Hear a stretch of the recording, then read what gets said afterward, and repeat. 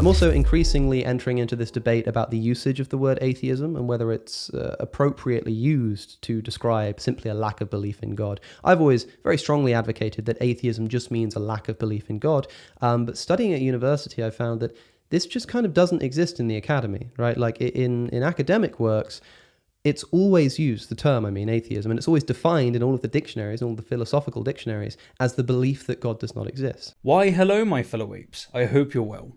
Around a month ago, Alex O'Connor, the fifth horseman of New Atheism... I hope it should be clear by now that I'm really not trying to affiliate with the New Atheist movement. Alright, fine. The first horseman of New Atheism expressed potential endorsement of atheism being defined as the metaphysical proposition that there are no gods, as opposed to the epistemic psychological state of simply lacking a belief in gods. This, no doubt, made the likes of Steve McRae and Cameron Bertuzzi erect in more ways than one, and it also resulted in a few of you asking for my views on the matter. Well, I've been meaning to share my views for quite some time now, since the gatekeeping by some atheists, and indeed some theists, has escalated to frankly absurd degrees, with it now genuinely averting earnest intellectual exchange. So what I aim to achieve here is two things. The first is to defend both definitions of atheism. Yes, both. And the second is to encourage everyone, no matter which definition they prefer, to greater appreciate why others might prefer the other definition. But before we delve into the details, let's just hear a few examples of what theists and atheists have to say. Where's my cup? I need a fresh coffee. What does atheism actually mean? If you look for an answer here on YouTube, you'll pretty much find the same one across the board. Atheism. Atheism is only the lack of belief in the existence of God or gods. It is a lack of belief in God. A lack of belief in God. Someone who lacks a belief in gods. So if you're an atheist, it's just simply lacking that belief. A lack of a belief in a particular deity. All it means is I lack belief in a deity. Atheism is, in a broad sense, the unbelief in God, or the belief that there is no God. Many atheists argue that it's a label that shouldn't really exist at all, as we don't create names for other non-belief systems. Atheism is not just the absence of belief in God. An atheist is a person who maintains that there is no God. An atheist is somebody who doesn't believe there's a God. I am not convinced there's a God. That doesn't necessarily mean I'm convinced there are no gods, although that is a subset of, hey, I don't believe there's a God, and then there's a subset that is, I believe there are no gods. Bro, I just lack a belief that evolution is true. That's it. I'm an evolutionist. I'm not making a claim that it's false. He is an A-Lincolnist, so he does not believe that Abraham Lincoln existed. I get accused sometimes of having a strange belief. I don't have a belief. The truth is, I lack belief in Abraham Lincoln. I'm an A-Lincolnist. Atheists, then, are people who believe that there are no gods.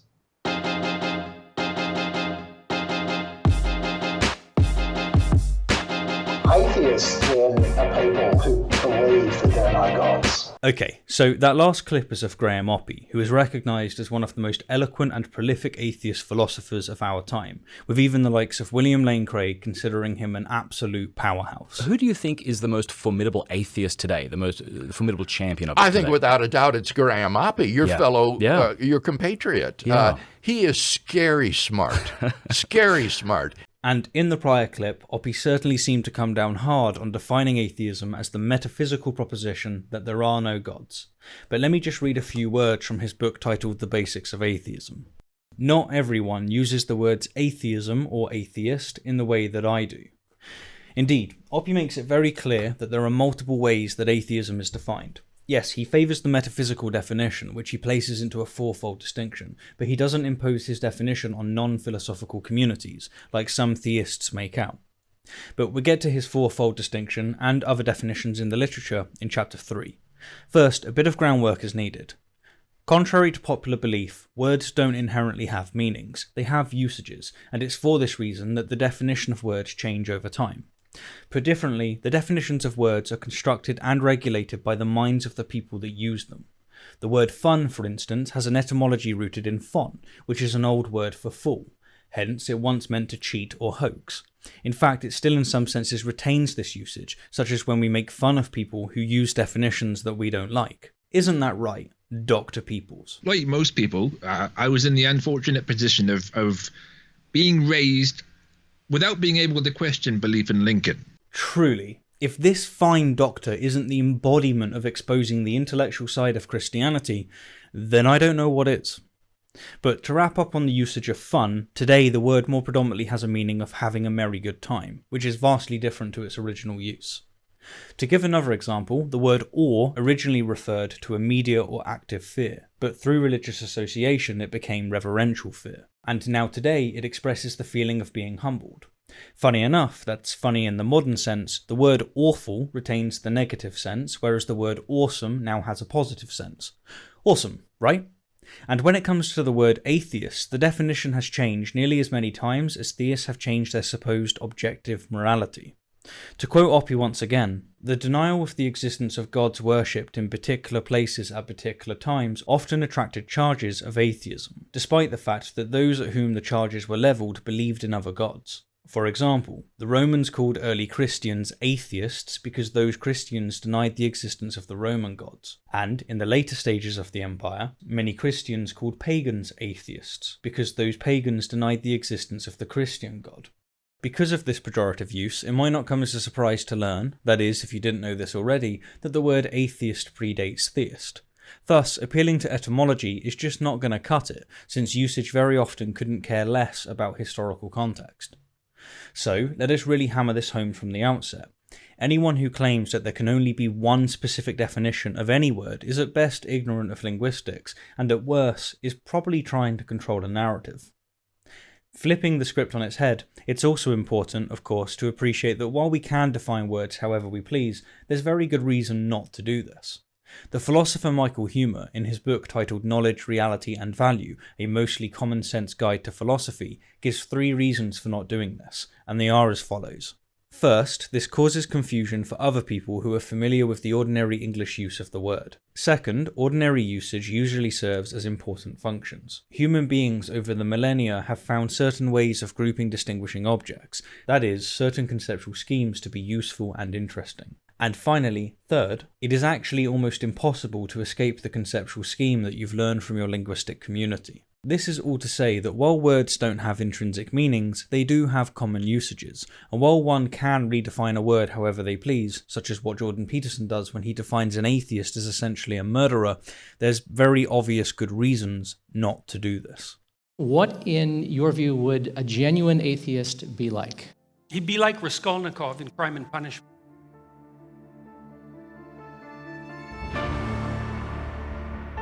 Paul-Henri Thierry Baron de Holbach was a French-German philosopher, encyclopedist, writer, and prominent figure in the French Enlightenment. And between the 1750s and 1780s, he ran the most influential salon in Paris, which was attended by ambassadors, nobles, and famous intellectuals from all over the world, including the likes of Adam Smith, Benjamin Franklin, David Hume, Denis Diderot, and Jean-Jacques Rousseau, with most of them being known for their revolutionary ambitions.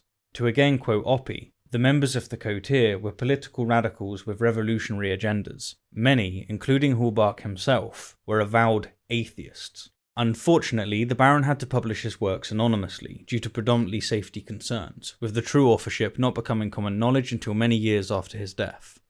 Within his work, he defended a mechanistic account of nature, maintaining that nature is nothing but matter in motion under mechanical laws, and he also championed a naturalistic view of ethics and politics. In time, I will, most certainly, dedicate a Champions of Reason episode to him, but the reason I bring him up now is to read a few words from his book titled Good Sense Without God. He wrote, "All children are born atheists. They have no idea of God." Now, what's really interesting here is that we have one of the first atheist authors explicitly expressing atheism as an epistemic psychological state, as opposed to a metaphysical proposition. Or in other words, de Holbach endorsed lacktheism. He claims that babies are atheists since they have no conception of the gods, they lack belief in the gods and thus are atheists. Now, does this mean that this is the correct definition of atheism, that we should define it as an epistemic psychological state? No, again, of course not. But this does largely undermine the narrative that lacktheism is some new atheist political scheme to bolster numbers and avoid the burden of proof, etc., which is a very vacuous interpretation. Now, let's pause for a moment and take another look at those featured in the compilation at the beginning. Interestingly, all of the theists featured favoured the metaphysical proposition of atheism, that is, the assertion that there are no gods. Whereas, to the contrary, those featured who self-identify as atheists overwhelmingly favour, like de Holbach, the epistemic psychological definition, that is, lacktheism. I freely admit, of course, that my sample is skewed, but as even the critics of lacktheism tend to acknowledge, including myself, by the way, there's almost certainly very good, entirely earnest reasons as to why the vast majority of self-described atheists opt for lacktheism. Now, as someone who, for most of his time as an atheist activist, wholeheartedly favoured lacktheism, let me try and explain what I think the lacktheist disposition is. Consider the following two propositions: geocentrism and reincarnation. Further still, let's assume that you knew nothing about these topics. Given this scenario, if someone was to present you with an argument for both of these metaphysical propositions, and you happen not to find any of these arguments convincing, how would you describe yourself in reference to each? And more importantly, what label, if any, would you favour?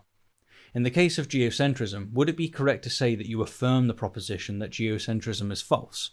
No, it wouldn't. In this scenario, you'd simply not be convinced of the proposition that geocentrism is true. You'd simply lack the conviction, the belief that geocentrism is true. If you actually wanted to affirm the proposition that geocentrism is false, you'd need to have arguments to the contrary, and so you'd need to be relatively well read on astronomy and physics. Still, would you really go around telling people that you're agnostic as to whether or not the Earth is the centre of the universe? I wouldn't, at least in an informal setting I wouldn't. Switching gears, what about the proposition of reincarnation? Would you say that you affirm the proposition that reincarnation is false? If you would, then all I can really say to you is good luck, since this thesis is essentially unfalsifiable. You'll almost certainly never be able to affirm that it's false, and so, strictly speaking, you should go around saying that you're agnostic about reincarnation. But most of us don't do this, do we? We say, no, I don't see reason to believe that reincarnation is true, which is akin to saying that we lack belief in reincarnation. Now, this is precisely how I used to exclusively look at the proposition of theism, and this is what I strongly suspect is the foundation and reason as to why lacktheism is so prevalent. As I'll expand upon in Chapter 4, I still think this definition is valid, but since I've had both the interest and opportunity to digest a decent amount of philosophical literature, I am now more than happy to also affirm the metaphysical proposition of atheism, or at least local atheism. I'm genuinely convinced that naturalism trumps theism both in terms of explanatory virtue and ontological commitment. But the vast majority of atheists are not happy to affirm this proposition, since they don't, in fact, affirm this proposition, just as they don't, strictly speaking, affirm the proposition that reincarnation is false. They simply are not convinced by the various arguments in favour of theism, and they are also not interested in affirming the opposition. To put it bluntly, they don't care about God, and who can blame them? Most theists don't care to defend the proposition that reincarnation, astrology, or chakras are false, and so to expect, and often demand, that lacktheists defend a position that they don't actually hold is absurd. Like Isaac Asimov, most atheists, as in lacktheists, would say, I don't have the evidence to prove that God doesn't exist, but I so strongly suspect that he doesn't, that I don't want to waste my time. Given this, I think it's very easy to see why most atheists favour the epistemic psychological definition of atheism. Now, one might have issues with this definition, as many, including myself, do, but this isn't the place nor time to delve into them. Rather, the point here is to simply explain why most atheists favour lacktheism. Given this framework, we can then expand into such categories as weak atheism and strong atheism, with a weak atheist being someone who just isn't convinced of theism, and a strong atheist being one who affirms the negation of theism. Again, whether you prefer this definition or not doesn't really matter. What matters is that it's a robust framework that most self-described atheists favour.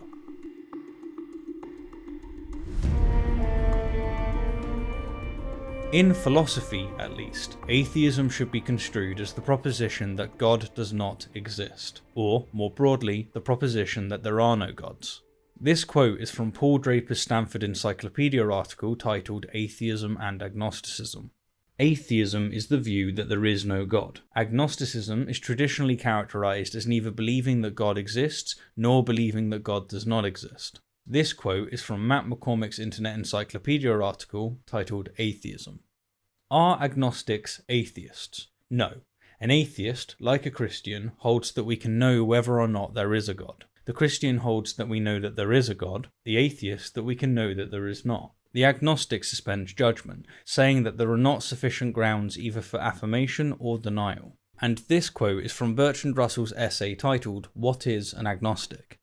Now, all three of these wonderful people are highly respected philosophers who also happen to be self-described atheists. Add to this list Oppy, Alex Malpass, and Ozymandias, who all also happen to be atheist philosophers, and we are confronted by another interesting observation. Why is it that most atheist philosophers opt for the metaphysical proposition that there are no gods, as opposed to the epistemic psychological definition? Well, Draper does a very good job of breaking down some of these reasons in his Stanford Encyclopedia article, as does Oppy when presenting his fourfold distinction of theists, atheists, agnostics, and innocents, which I'm more than happy to dedicate an entire video to should enough of you be interested. Who knows, I might even be able to get Oppy in on the script, which, let's face it, would be bloody awesome, and that's awesome in the sense of reverential fear. Anyhow, my purpose here isn't to present a forceful case for or against either of the popular definitions of atheism. Rather, my purpose is to sufficiently explain why each definition tends to be favoured by certain communities. Hopefully, I've already achieved this with the epistemic definition in the prior chapter, and I'll now equally attempt to do the same for the metaphysical definition. Consider this quote from Oppy, taken from a companion of atheism and philosophy. If we accept that there is this distinction between strong atheism and weak atheism, we should surely accept that there is a similar distinction between strong theism and weak theism. Strong theists reject the claim that there are no gods, while weak theists merely refrain from accepting the claim that there are no gods, and then we shall have it that agnostics are both weak atheists and weak theists. This is but one of many objections levelled at the epistemic psychological definition of atheism. Another is the reductio that it entails that rocks must be atheists, since they too lack a belief in the gods, and yet another objection refers to the strong arguments we have in favour of there being no gods, or at least no omni-attributed God. If atheism is defined as an epistemic state, then it's not correct to say that these arguments are in favour of atheism, is it?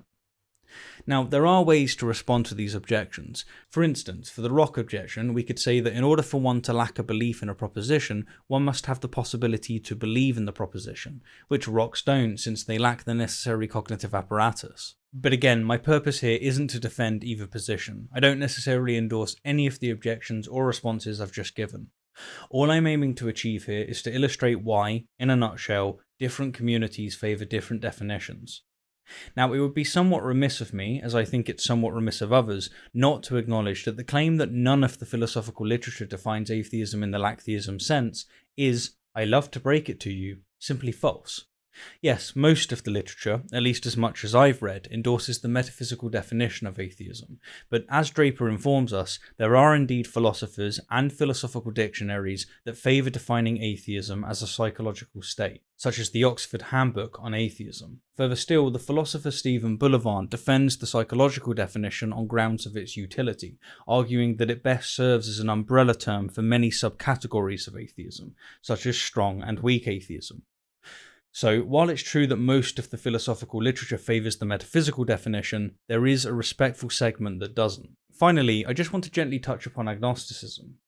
Many critics of the lacktheism position hit hard on the fact that a psychological state isn't a proposition, and yet they almost always accept the definition of an agnostic as someone who isn't convinced that there is at least one God, but also isn't convinced that there is not at least one God, which is indeed a psychological state.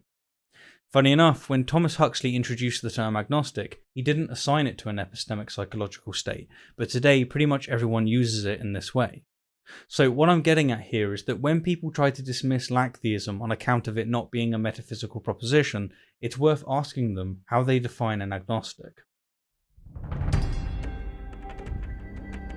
In addition to words having usages, they often have, within different communities and contexts, multiple usages. Perhaps the most relevant example of this, that I'm sure we're all aware of, is the word theory. I've genuinely lost count of how many times I've seen creationists dismiss evolution by natural selection on account of it being just a theory, which, of course, is an obvious equivocation. The word theory is used very differently in the scientific literature compared to the everyday informal use of the word. Or as the American Museum of Natural History expresses the distinction, in everyday use the word theory often means an untested hunch or a guess without supporting evidence. But for scientists, a theory has nearly the opposite meaning. A theory is a well-substantiated explanation of an aspect of the natural world that can incorporate laws, hypotheses, and facts. Now, just as it's perfectly fine that there are two popular definitions of the word theory, I see no issue whatsoever with there being two popular definitions of the word atheism. Just as the word theory is used both in a scientific and colloquial everyday sense, the word atheism is used in a philosophical and colloquial psychological sense. Hence, so long as people clarify what they mean by their language, I really don't see a problem. What is a problem is when people force their preferred definition on others, be it theists who favour the metaphysical definition mocking and grandstanding atheists who are just not convinced by any of the arguments for a god's existence, or atheists who prefer the psychological definition insisting that self-described agnostics are atheists. Because yes, they are atheists according to this usage, but according to the metaphysical usage, they're not, and if they prefer the metaphysical usage, then so be it. And another problem, which I simply have to call out from my own camp, is when atheists say such things as there are no gods and religion is made up nonsense, which are metaphysical statements, but then, when pushed, retreat to the lack-theist position. No, if you're going to say that God doesn't exist, you've got to stick with the metaphysical definition. Or to put this all another way, I'll give the last word to Oppy. I don't really care, right, and I don't think other people should, about different uses of the word in different communities. It's just that once you start talking to people who use the word differently, you have to be clear about, I mean, either you, for the purposes of your conversation, you agree that you're going to use the word a certain way, or you're just very careful to translate backwards and forwards so that there's no confusion. Because what matters is not the word. What matters is the thoughts that are being expressed. Because what matters is not the word. What matters is the thoughts that are being expressed.